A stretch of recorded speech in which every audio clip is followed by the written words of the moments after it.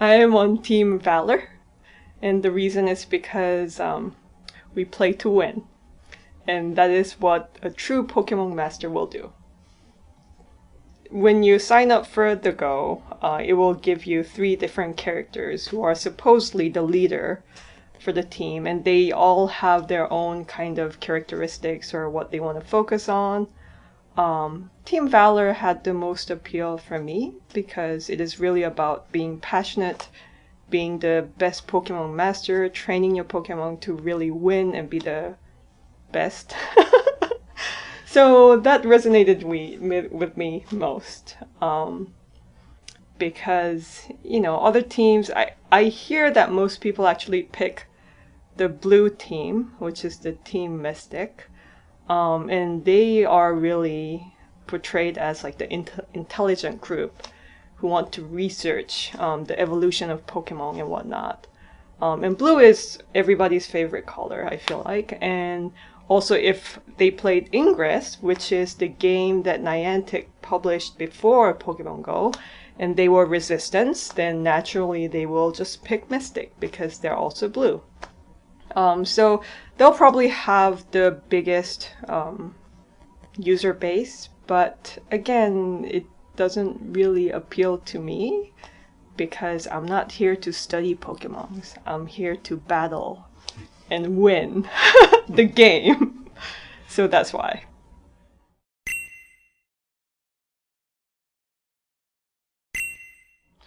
So right now, it's very intensive leveling up. So level 20, I feel like, is about the same level as the level 8 in Ingress, which was, you know, if you are a player who plays not like really casually, but, you know, you will actually put in some game time, getting into that level will not be very hard. After level 20, then it gets harder. So that's going to be sort of the cutoff point for identifying people who are really serious about this or people who are just playing to have fun. So there are strategies for leveling up quickly. Do you want the strategies here? Which is, you know, you find a spot where 2 Pokestops are near each other. You put 2 lures and an incense and use a lucky egg, which will double your XP for the next 30 minutes. And you catch the Pokemon for 30 minutes. Make sure you identify all the Pokemons that are ready to evolve. Mark them as your favorite so you can go quickly to your Pokemon inventory and evolve them in those 30 minutes. And you will level up pretty quickly.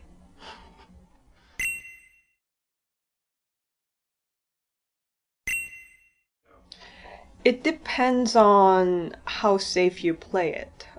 So we actually just wrote some safety tips for players that we're going to convey to the Seattle Police Department so they can distribute the information.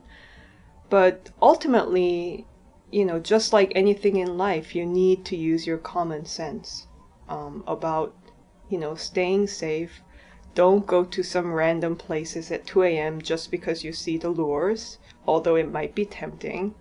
Oftentimes people will just find themselves sort of, you know, in an unfamiliar place and they don't quite know where they are.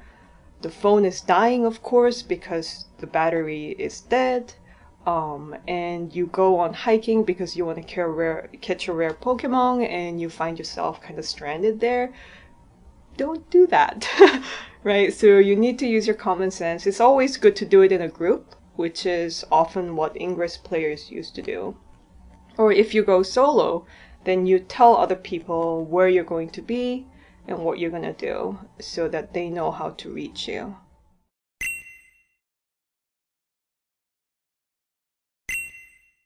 Well, so what's interesting about Pokemon Go is that when you sign up for the Pokemon Go, you can select how the character is going to look like, right? So oftentimes when people are given this kind of option, they will immediately try to make the character look like themselves. That's kind of like the natural instinct. But one thing to also remember is that when you do that, you are actually making it really easy for other people to identify you, right? So you could be like the only Asian female player within a particular group, or you could be the only Black male player, and that kind of shows if you select a particular skin tone, or something like that. So.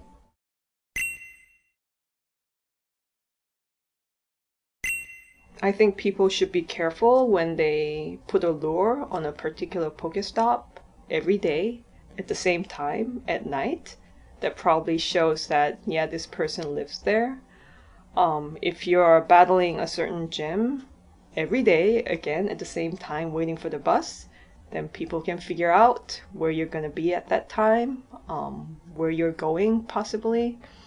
So you have to just be aware of those possibilities, and it is kind of, I think, the player's responsibility, and something that we need to learn because augmented reality games, they're kind of new.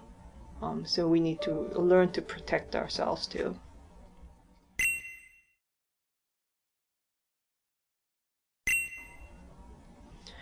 I don't want to limit the age. So for example, I have 2 children, 3 and 6, and they also like to play with me. They like to help catch some Pokemons.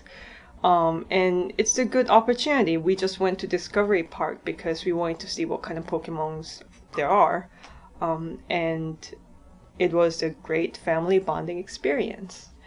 So it's not really about limiting the age. It's more about making sure that they know what to expect when they play this kind of game and how to stay safe and how to, make sure that they are looking at the street, not just looking at the phone, because people will run into things. Ask any Ingress players. It happens. So I think they just need to be well informed about what to expect. And it is the parents' responsibility to do that. And as long as they're doing it in a safe way, doing it in a group, in a safe space at the right time, then I don't see a problem.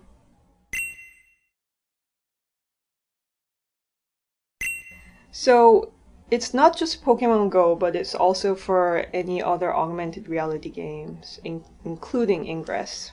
So a lot of players who are less inclined to go outside, and that could be for many reasons.